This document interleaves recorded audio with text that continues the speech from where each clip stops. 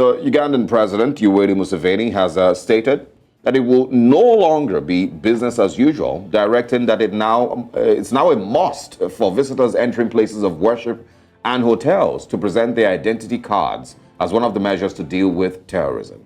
Now, this follows the incident that took place at last week's Sunday, where an improvised explosive device IED was safely detonated at Rubaga Miracle Centre Cathedral, belonging to Pastor Robert Kayanja in Kampala.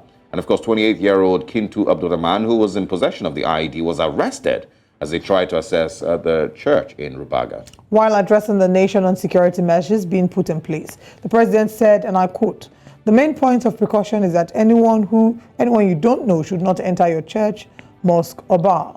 Markets may be tricky, but they are organized. You can check whoever enters. Same should be done for hotels and lodges. Ask for IDs for whoever comes to book a room." In total, there were 6 bombs recovered by security in different parts of the city, Kampala. Let's now have joining us this morning to shed more light on this directive from the president, East African correspondent, journalist, Darren Bartlett, and he'll be joining us to explain this even further. It's good to see you again after a while, Darren. Thank you for joining us.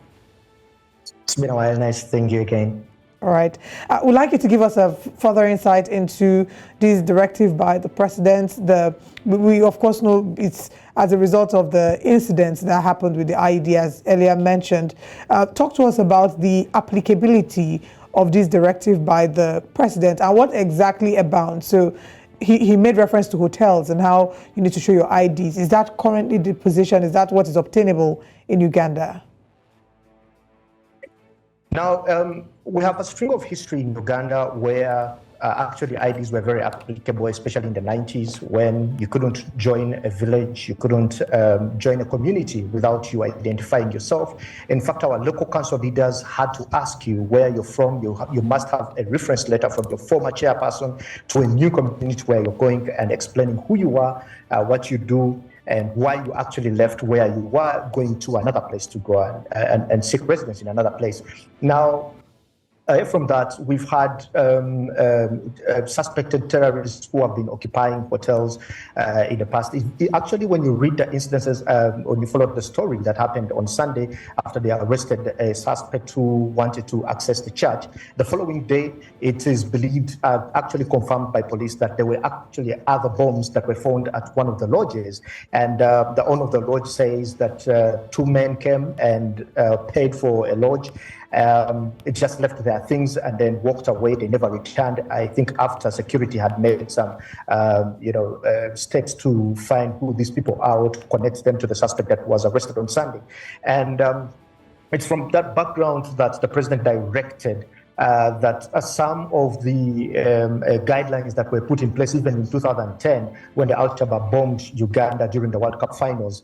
It was a viewing venue where all of them were, but they believe that these people access cheap lodging facilities where they don't ask for details of who you are, you don't provide your identification. So one uses that as shelter in their transit or as a place where they base and plan for the activities that they carry out eventually, like that happened even last year when we had the twin bombing in town by still the ADF, who are still suspected to have planted these bombs on Monday, but also the suspect who tried to access church, who's also an ADF member.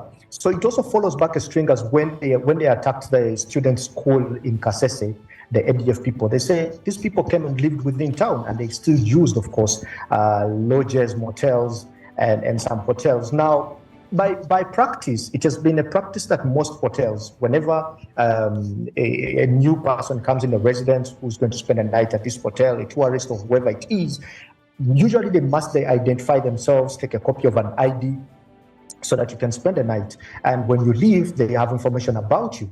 And it has only been happening in, hotels like 4-star hotels, 5-star hotels, and 3-star hotels. The rest have been mining about money only. You have the money that you can use to, you can spend to, have a night in. That's all. That's what I've been doing. So the president has been so strict and said that all sleeping facilities. Whether someone is coming to spend a night or just have a short nap, nap in a day, you must present yourself an ID. And also places of worship, they're trying their level best to see that it can actually be applicable. You know, churches, mosques, and other places of where people gather, it's about come as you are. You just come and enter a church and then worship and then leave the way it is. But now, since it has sounded like a security threat, they have been ordered. And most churches, as I speak now, I've actually visited some churches by this Sunday, the Sunday, and you could find that there are actually checkpoints. They have tried to acquire searching devices that they can check all their, the congregation, whoever comes in. And they are able to, at least isolate at that level that a threat or which that is not a threat. All right. Listen, in 2000, maybe late 2008, all the way to 2010, 2011, and of course, till 2014, Nigeria in particular had its own series of, bomb attacks. I think in the final years of the Goodluck Ebele Jonathan government, that's where, of course, we saw a lot of very, very sad incidents of terrorists bombing places in Abuja and in northern Nigeria. It eventually, of course, moved on from bombings into village raids, murdering hundreds, thousands of people, with various weapons. What can we tell is going on in Uganda? Is there a new wave of terrorism that is starting in Uganda, or has this always been there? Because terrorists have different, approaches. Sometimes they use bombs, but there's a reason they use bombs. It's because maybe they are not sophisticated enough to get, weapons. So what's going on? I wouldn't want to say that it's actually a new wave. We've had terror attacks in Uganda for some time since the president took power in 1988. The way the LRAs were bombing people in the northern part of Uganda, who were later on flushed out. They went to Central Africa, but also the ADF were available in the late 90s. They actually, I'm going to use the word littered. They littered bombs in Kampala for some time until they were defeated and left and went to DRC Congo. So they kept on making comebacks here and there. And also, we also had the Al-Shabaab who bombed Kampala in 2010 when people were watching the finals that were happening in South Africa, the World Cup finals. So the terror attacks have been available in Uganda. It's just that sometimes you could say that there's a lapse of security, maybe information or intelligence, because look, after 2010 bombing, they tightened security that you couldn't even enter a mall without being checked. You couldn't enter a taxi park without being checked. Even boarding a bus. Recently, actually, even last year, there's a bus that had a bomb on it. It detonated and killed the person who had injured a few people. You couldn't even enter the bus without being checked. But every time, the threat goes down, we become the security guys somehow relax, and then eventually this shows up again. So we've been there. It has always been happening. The thing is about the frequency at which it happens. It could happen after 4 years, 3 years. It could even happen in a space of 1 year. I mean, it's just last year when Uganda experienced a twin terror attack.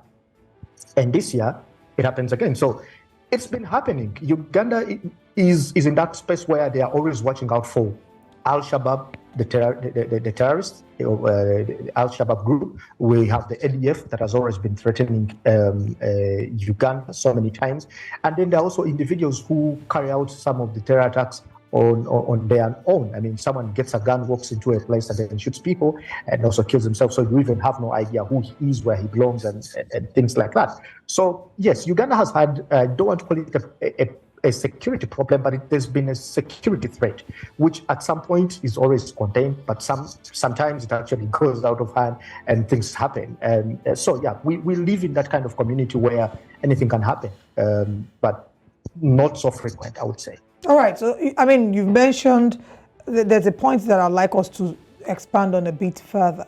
You talked about how when this happens, the security forces tend to relax for a bit. You've also led us through the journey of the ADF, and they're very notorious for having committed a number of atrocities. It dates as far back as 1998, when they killed about 80 students, burnt them to death, and kidnapped about 100 of them. And then very recently, last year, in June, I think sometime in June 2022, we saw that they had attacked the dormitory in Western Uganda, had killed about 40 people. Talk to us about what has changed in terms of Uganda's security architecture between them, because I would say that might have been one of the most publicized security attacks, the one of the students that had petrol bombs thrown into their dormitory last year. Talk to us about what has changed between then and this most recent attack in terms of the security architecture. Has there been any improvement? I would say yes. Uganda had a system that was working in the 90s, which we called it local defense forces, which was comprised by the local people, the retired, the veterans, and things like that. So they kept the community at that time. It phased out at some point, but then that was brought back because they believed that the locals are the ones who understood how communities work, who is in the community, and we grew a system that started from the RDC, who is the head of the state, but at a district level, we call them residential district commissioners, and the whole security now reports to them. We have the ISOs and then the DISOs. That security structure was built from the 2000s, the early 2000s, to make a robust security system. And what they have continued to do now is to still recruit more people and bring back the system of the LDUs, who are not police officers, they are not the army, but they are security officers who have been recruited from the communities just to beef up the security system.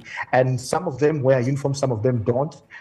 They believe that these people understand everyone, they know everyone almost by name and face on the village. So all they have to do is go through a training, a military training, and then they help on keeping the community a little bit safe. So security stepped up. There's been a lot of infrastructure that has been invested in. If you find the news, you'll find that even today's news talks about the president directing on the number plates, digital number plates. Such things, in his view, he feels that they are going to robust the security system. If you buy a car, you must have a digital number plate which can be tracked by security cameras on the road. Very unique in Africa. I think we'll be the first people to have such a security system. We went into phone tapping, which was approved, and security has been actually doing so. But of course, after the parliament gave them approval to do so. So security stepped up eventually. We had a massive SIM card registration. I think it was the first of its kind in East Africa here, where you had to go at a thumbprint and everything away from just writing your name. So we know that it is only a maximum of 3 SIM cards to an individual, and they'll know who you are. You can't get a SIM card without a national ID. Then other countries eventually picked up. So there have been lots of measures that have been put in place to try to close down that gap of people communicating without the government knowing. Obviously, there's still a ton of work that needs to be done in the whole of the, eastern part of the continent, with these terror groups still existing and seemingly thriving in these parts. But of course, best of luck to those presidents and those leaders, and to the people themselves in particular. Darren, always a pleasure speaking with you. Thank you very much for your time this morning. We'll be joining you again.